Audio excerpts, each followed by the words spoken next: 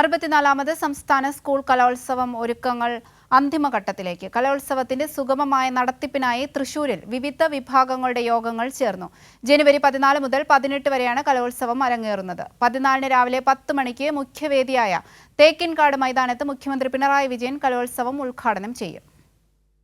കൗമാര കലാമാമാങ്കത്തിന് ദിവസങ്ങൾ മാത്രം ബാക്കി നിൽക്കെ ഒരുക്കങ്ങൾ അന്തിമഘട്ടത്തിൽ എത്തി നിൽക്കുകയാണ്. തൃശൂരിൽ 25 വേദികളിലായി 239 മത്സരങ്ങളാണ് അരങ്ങേറുന്നത്. കലോത്സവത്തിന് മുന്നോടിയായി വിവിധ വിഭാഗങ്ങളുടെ യോഗം ചേർന്നു.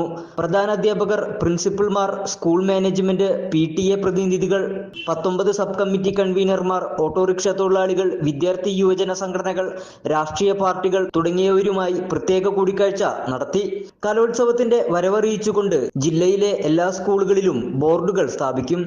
അതോടൊപ്പം ഉത്സവ പ്രതീതി ഉണർത്തുന്ന രീതിയിലുള്ള ക്രമീകരണങ്ങളും ജില്ലയിലുടനീളം ഉണ്ടാകും. എല്ലാ സജ്ജീകരണങ്ങളും തയ്യാറായിട്ടുണ്ട്. ഉദ്ഘാടന സമ്മേളനം ബഹുമാനപ്പെട്ട മുഖ്യമന്ത്രി ഉദ്ഘാടനം ചെയ്യും. ജനുവരി 19 ലഹരി ഉപയോഗത്തിനെതിരെ 6000 കുട്ടികൾ അണിചേരുന്ന ലഹരി വിരുദ്ധ പ്രതിരോധ ചങ്ങല തീർക്കും. 13 വൈകുന്നേരം 3:30 കലോത്സവ സ്വർണ്ണക്കപ്പ് വഹിച്ചുകൊണ്ടുള്ള ഘോഷയാത്രയ്ക്ക് ഉജ്ജ്വലമായ വരവേൽപ്പ് നൽകും. 14 പൊതുവിദ്യാഭ്യാസ ഡയറക്ടർ പതാക ഉയർത്തുന്നതോടെ കലോത്സവത്തിന് ഔദ്യോഗികമായ തുടക്കമാകും.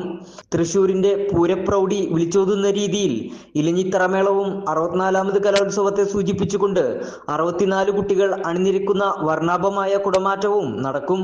കൈരളി ന്യൂസ്, തൃശൂർ.